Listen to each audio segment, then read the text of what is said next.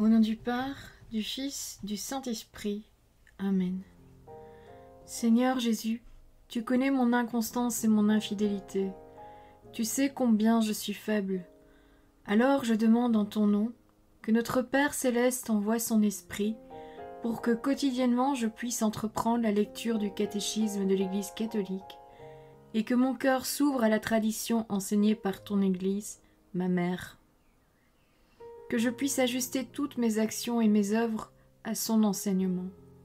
Mon Jésus, avec confiance j'abandonne la constance et la fidélité de toute la démarche entre tes mains.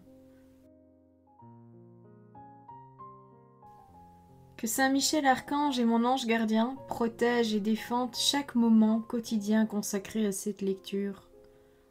Maintenant, avec toi et par ta voix, disons: Notre Père, qui es aux cieux, que ton nom soit sanctifié, que ton règne vienne, que ta volonté soit faite sur la terre comme au ciel. Donne-nous aujourd'hui notre pain de ce jour. Pardonne-nous nos offenses comme nous pardonnons aussi à ceux qui nous ont offensés. Et ne nous laisse pas entrer en tentation, mais délivre-nous du mal. Amen. Ensemble, mon Jésus d'amour, saluons notre sainte maman, la Vierge Marie. Entre ses mains, je remets mon cœur, mon âme, ma volonté et ma vie, afin que par ses soins règne en moi la volonté du Père, et qu'en ses mains mes œuvres soient gardées, transformées, en parfaite offrande rayonnante de la lumière de Dieu, pour sa gloire, le salut des âmes et la consolation des âmes du purgatoire. Je te salue Marie, comblée de grâce. Le Seigneur est avec toi, tu es bénie entre toutes les femmes, et Jésus, ton enfant, est béni. Sainte Marie, Mère de Dieu, prie pour nous, pauvres pécheurs, maintenant et à l'heure de notre mort. Amen. Je te salue Marie, comblée de grâce, le Seigneur est avec toi. Tu es bénie entre toutes les femmes, et Jésus, le fruit de tes entrailles, est béni. Sainte Marie, Mère de Dieu, prie pour nous, pauvres pécheurs, maintenant et à l'heure de notre mort. Amen. Je te salue Marie, comblée de grâce, le Seigneur est avec toi, tu es bénie entre toutes les femmes, et Jésus, le fruit de tes entrailles, est béni. Sainte Marie, Mère de Dieu, prie pour nous pauvres pécheurs, maintenant et à l'heure de notre mort. Amen.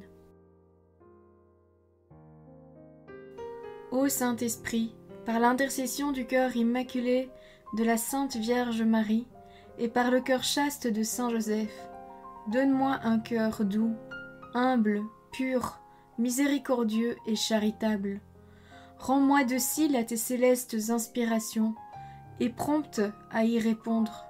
Que mon cœur enflammé de ton amour soit en toutes ses œuvres dans la volonté du Père, œuvrant ainsi sous ton joug léger et joyeux.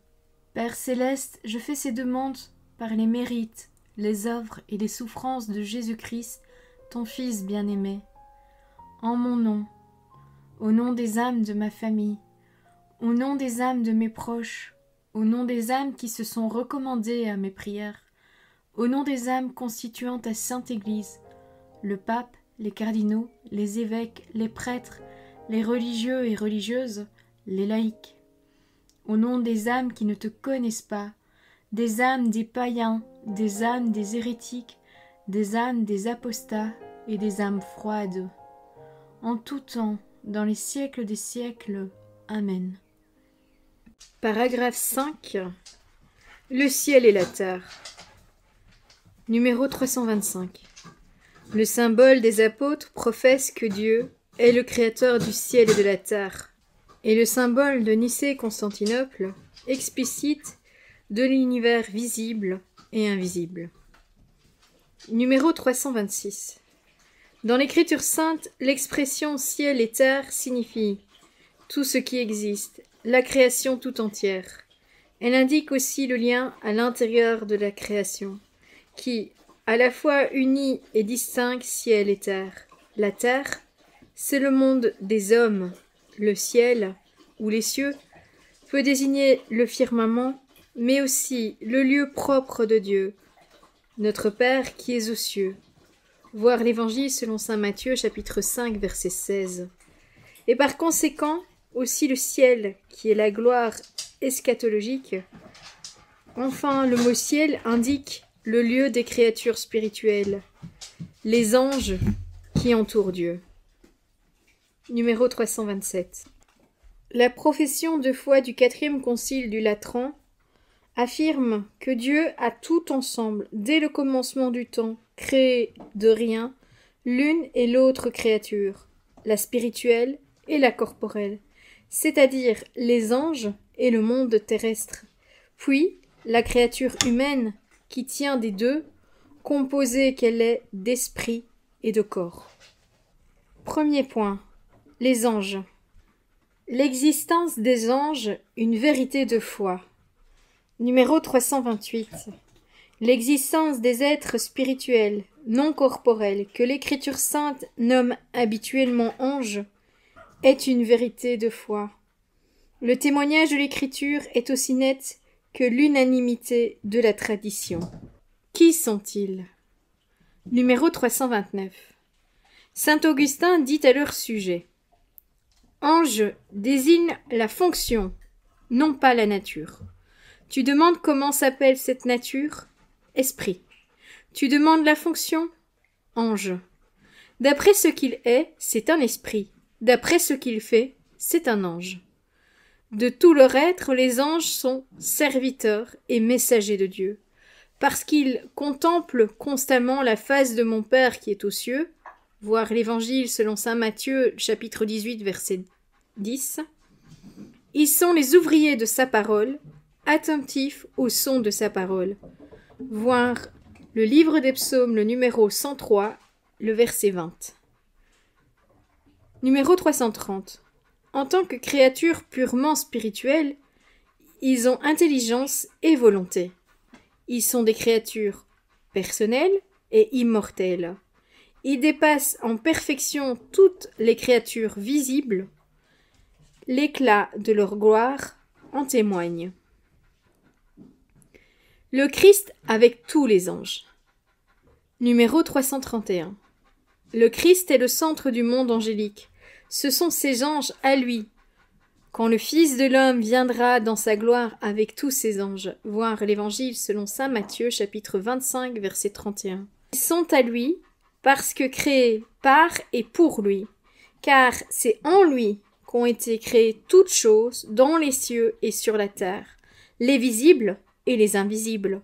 Trône, seigneurie, principauté, puissance, tout a été créé par lui et pour lui. Voir la lettre aux Colossiens chapitre 1 verset 16. Ils sont à lui plus encore parce qu'il les a fait messagers de son dessein du salut. Est-ce que tous ne sont pas des esprits chargés d'un ministère, envoyés en service pour ceux qui doivent hériter le salut?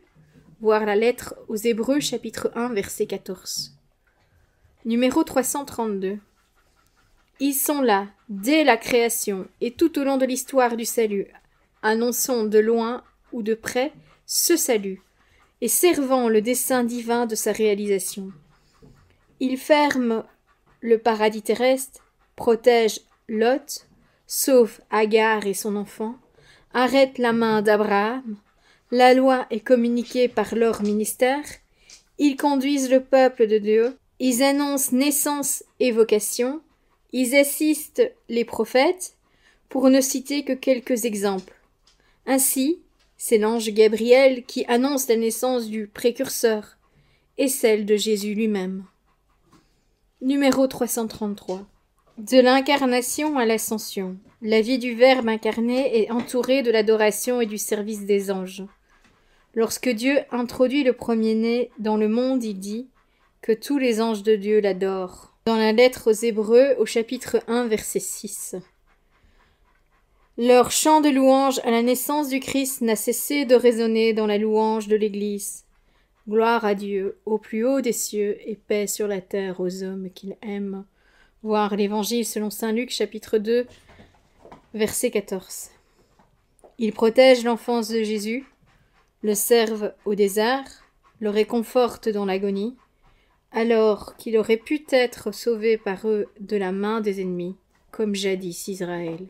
Ce sont encore eux les anges qui évangélisent, voir l'Évangile selon saint Luc, chapitre 2, verset 10, en annonçant la bonne nouvelle de l'incarnation et de la résurrection du Christ.